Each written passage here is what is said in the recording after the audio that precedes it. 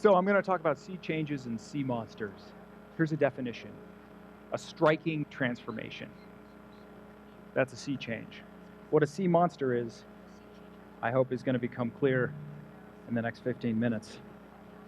I'm going to start with a story. A couple of summers ago, I sailed across the Pacific aboard this vessel, the sailing school vessel, Robert C. Siemens. I should pause, though, because my son, Nico, who's 9, likes to remind me, actually, Daddy, you didn't sail across the whole Pacific Ocean.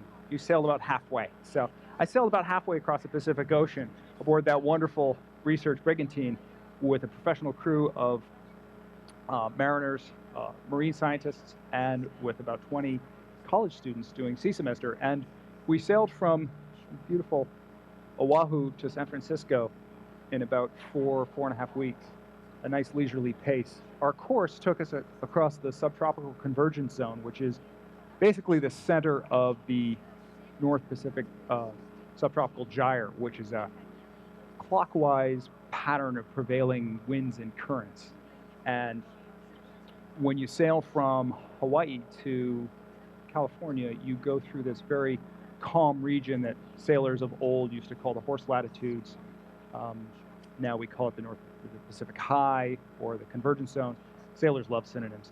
And in this region, at the center of the gyre, plastic objects accumulate, floating plastics. And we encountered all kinds of plastics aboard this beautiful vessel. We towed what's called a Newsdawn net, which is a fine mesh net for taking samples from the surface at noon and midnight every day of the voyage.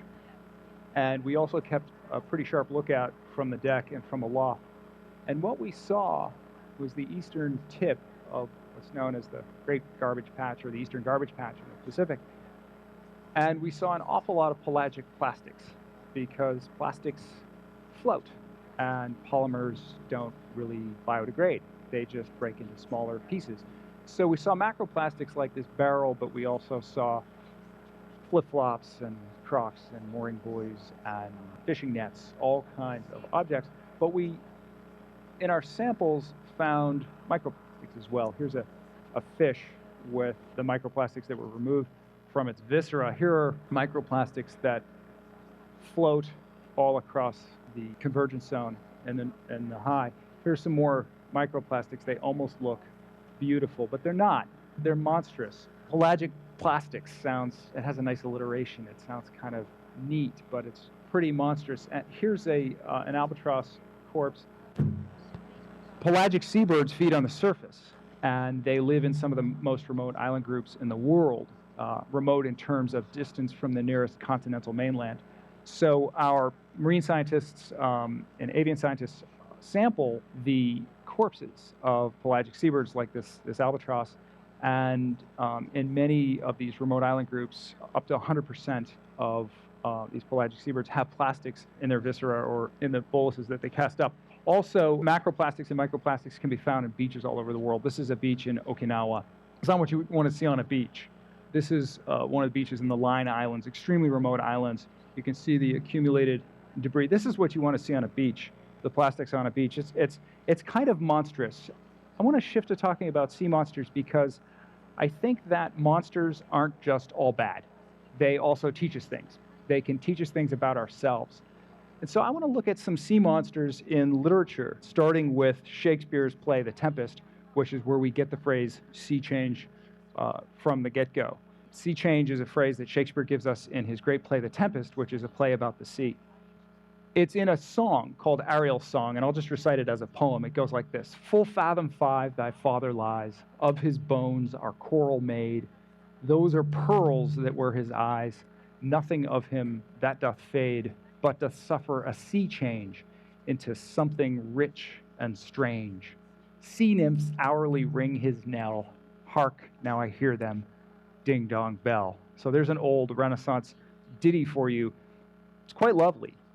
But Shakespeare asks us to imagine a human body being transformed in the marine environment by the marine environment, a human body becoming part of the marine environment.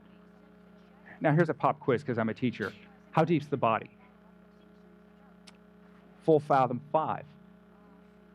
5 fathoms is 30 feet deep. Fathom is a wonderful Old English word that originally meant the span of a man's arms. And so it suggests etymologically a human embrace of the world. It came to mean a unit for the measurement of depth, so a human tip sideways, 6 feet. And some marine charts have soundings in fathoms. So Shakespeare's asking us to imagine a transformation of a human into a sea creature at 30 feet of depth. Shakespeare wasn't alone in this attempt to imagine the human figure as part and parcel of the marine environment. And what I want to suggest today is that Shakespeare's attempt and the attempts of other marine artists to imagine this deep human connection to the sea, to the global ocean, to the marine environment is something we can learn from, because human beings don't just make garbage. We also make art. And no amount of science and policy and monstrous images can motivate us like a great poem, a great sea poem, or a great work of art. So I want to share with you some great works of art that I think can help reimagine ourselves as belonging to the marine environment. So I want to move to another poem. This one is from the 19th century, from a great Victorian poet named Alfred Lord Tennyson. And this is a wonderful poem called Crossing the Bar. And I want you to listen to it. I'll recite it slowly. It goes like this. Sunset, an evening star, and one clear call for me, and may there be no moaning of the bar when I put out to sea, but such a tide as moving seems asleep, too full for sound and foam, when that which drew from out the boundless deep turns again home. Twilight and evening bell, and after that the dark, and may there be no sadness of farewell when I embark. For though from out our bourne of time and place the flood may bear me far, I hope to see my pilot face to face when I have crossed the bar. It's a beautiful poem. It's also a peculiar poem from a sailor's point of view, because what Tennyson does is he asks us to imagine death as a kind of embarkation, and the voyage of a human life, and life is that which drew from out the boundless deep, as a voyage not across the sea to a snug harbor, but a voyage outward bound. So death is embarkation, and the final resting place of that speaker is in blue water, in the deep ocean. And this is a kind of reversal of the traditional metaphor of life as a sea voyage. Normally, a ship picks up a pilot when they're crossing a bar coming into port. If you're going to cross the Columbia River bar, for example, go to Astoria or wherever, you pick up the pilot and you cross coming in. But Tennyson hopes to see his pilot when he crosses the bar outward bound. So he suggests that the deep sea, the boundless deep, is our home, is our spiritual home. And I think this is a wonderful message for us. Shakespeare and Tennyson evoke something similar. Here's an image from Shakespeare's contemporary, Giuseppe Arcimboldo, who is an Italian painter, almost exactly Shakespeare's contemporary. It's a really stunning image of a sea monster. Look at this Renaissance man who is also a marine food web. Those are squids that wear his eyebrows, euphausids, maybe.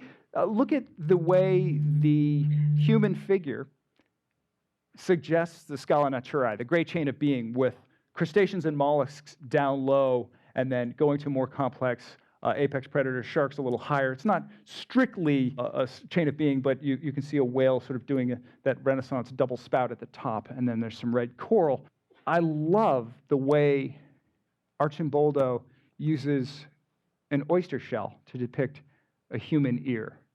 And look at that amazing pendant pearl hanging from a gold hoop from this Renaissance man's left ear. This is a wonderful visualization of precisely what Shakespeare is asking us to imagine in Ariel's song. So this is the kind of sea monster that teaches us things. Now I want to jump to the 20th century and one of my favorite living poets, Mary Oliver. Mary Oliver asks us to do something similar, but with an evolutionary slant on it. This poem is simply called The Sea, and it goes like this. Stroke by stroke, my body remembers that life and cries for the lost parts of itself. Fins, gills opening like flowers into the flesh. I swear I know just what the blue-gray scales shingling the rest of me would feel like. Paradise. The very bones, how they long to give up the long trek inland, the brittle beauty of understanding, and dive, and simply become again a flaming body of blind feeling, vanished like victory inside that insucking genesis, that roaring flamboyance, that perfect beginning and conclusion of our own. Now, I want to point out a couple of things about this poem that are tricky. Look at the word buoyant, flamboyant. What Oliver is asking us to do is imagine a human being devolving, becoming again the kind of sea creature that we evolved from, devolving into a fish, becoming a sort of human-fish hybrid, a monster of sorts, but also recollecting our evolutionary aquatic ancestry. It's a very clever poem. It's a very beautiful poem. So I think Mary Oliver is asking us to imagine ourselves as sea monsters of a sort. Half person, half human, and half fish. If you don't want to think of yourself as a sea monster, consider this. You once had gills. You lived for 9 months in salty amniotic fluid.